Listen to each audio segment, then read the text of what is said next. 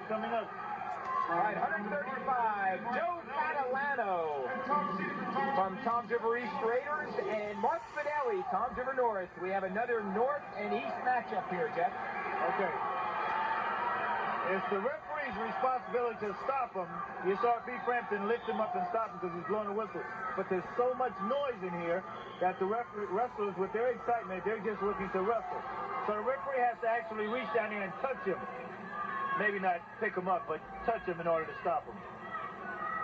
Jeff, Catalano, who's had his ups and downs this year, mostly up, comes in with a 21-2 record. He's had an outstanding year. Well, what I was getting to was he's had a little up-and-down tournament here. He's very unimpressive with an 11-7 victory over Jerry Fagel from Pinelands, and then just cleaned house on Dan Rossi from Lacey with a technical fall, 17-0 in the semifinals. Catalano just got a 2 points takedown on start off saying. But Catalano's style is he's a very aggressive wrestler. Warren Reed's is very upset because there was a scissors there and the referee didn't see it. Catalano, with his style of wrestling, is very aggressive, but oftentimes if he gets someone that's a real good technician, he sometimes gets himself in a little trouble. Want to give you guys a little idea about the balance this year. Pinelands beats Lacey. Toms River North beats Toms River East. Toms River East beats Brick Memorial. Brick Memorial beats Pinelands. All right, it went round and round, and for a long time there, nobody knew who was number one in the Shore until Memorial won the Shore Conference tournament. I think it's the most balanced year we've had in about 10 years, right? Without a doubt. And along with the most balanced year, I think it makes for a lot of good wrestling in the area. I want to add that I think the referees are going to have to step in on these breaks and do something, either tap the wrestlers to do something, or there's going to be, something to answer for later on in this match. There's lots of wrestling after the whistle, and the wrestlers, they don't seem to have a great deal of love lost. Mark Fidelli from the Mariners made his way into the final with an 11-1 victory over Frank Torres from Bricktown. And then in the semis, a very tough battle, 5-3 over Brian Ventrella from Monsignor Donovan. And Ventrella took third, beating Dan Rossi of Lacey. 9-2, Ken. 39 seconds left to go in this match with the score of 2-1. Catalano's ahead. Fidelli, as we had him earlier in the year, Jeff, broke his leg last year and did not wrestle in the districts right around district time, so he's coming back real well off that broken leg. And he's also down a weight, from last year where he was up at 41. I think that broken leg might have had a lot to do with his weight loss. Right, comes in very fine, 22-4 record. Catalano looking for some points here at Tilt. We mentioned Doug Hill. One of Fidelli's losses was to Doug Hill from Borough, and he also lost to John Stout, up a weight. Nice mohawk there, guys. Catalano will have the choice. He defers it. Fidelli chooses down position. How about Joe Catalano and his wise choice of where he was going to wrestle this year? Joe last year lost to Vinny Santinello 5 times, Jeff. He's no dummy. He's no dummy. He had made a wise decision of moving a weight class away, and he's doing real well. He's got a 2-1 lead right here, Catalano, looking for his first District 24 championship.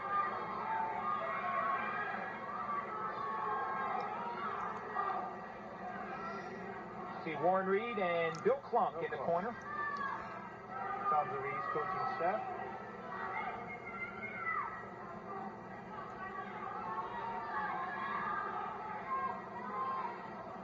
Usually see Joe's parents in the stands. Haven't picked them out yet tonight. It's so packed in here. Jeff picks them out. There they are yelling, Mom and Dad. Also his sister, usually home from college, usually in there cheering also. I see McCullough put away his camera. He's going to take a break here. No Brick Memorial wrestlers out there now, Ed. 1:13 left, period number 2. 2-1 Catalano over Mark Fidelli. This has turned into a defensive struggle here, Jeff. Yeah, it's a bit of a struggle. They're wrestling really hard. They're just two real good wrestlers. I knew this was going to be one of the tougher bouts. Catalano still in control.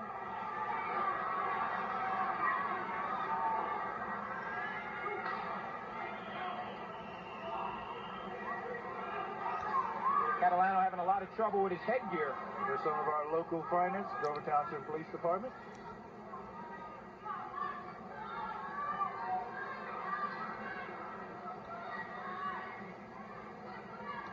.49 seconds left.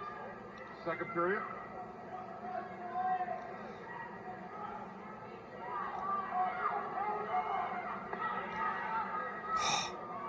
It doesn't appear that there's an awful lot going on out there, but those guys are wrestling real hard. Referee stops it and gives Catalano a stalling. Catalano being in control, he has to constantly work for that tilt. He's got to work for that advancement of those points.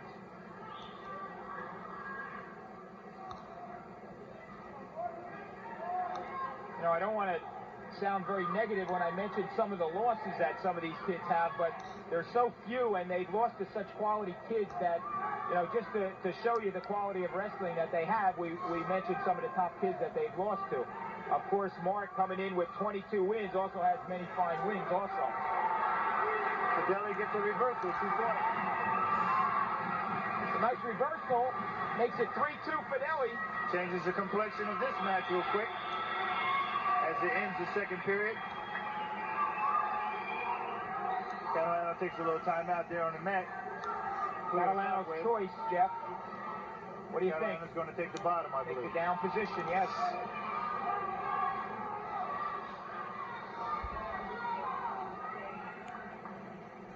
Joe tying his shoe. 2 minutes to go in period number 3 here. Catalano, we were talking about how he looked so sluggish Friday night, and he really came to life today, didn't he? He had a tremendous match in the semifinals, as we mentioned. 3:39 it took him to build up 17 points for a Tech Fall win over Dan Rossi. Just a complete opposite of what he did Friday night. He's ready for this match. And right now he's got to come from behind as Fideli has a 3-2 lead. And Fideli is very strong from where he is now in the top position.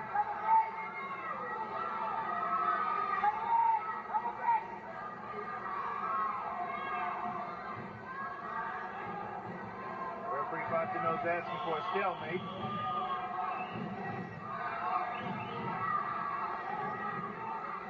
You see Jimmy Havel, we mentioned him before, Lacey head coach. In a red tie. He's got 2 wrestlers coming on. I know why he's smiling. The Stout brothers are on deck. I think I would smile if I had 2 Stout brothers coming up wrestling for me.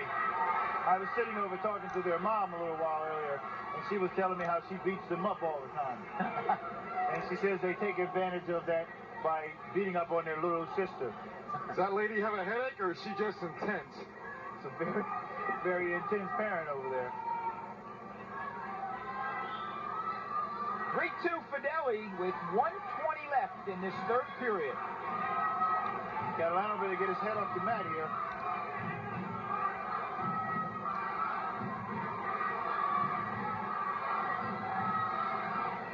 Fideli's looking for some points. Fideli got the arm there, Jeff. Well, he's really wrenching that neck now.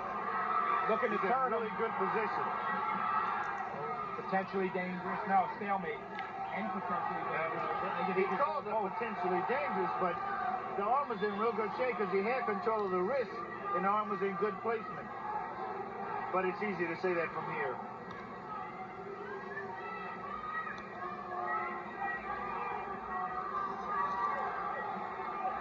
Seconds left to go in the 3rd period. Score 3-2. Catalano's got to get out here, Jeff. Got to tie this up as he tries to stand up. Fideli takes him back down to the mat.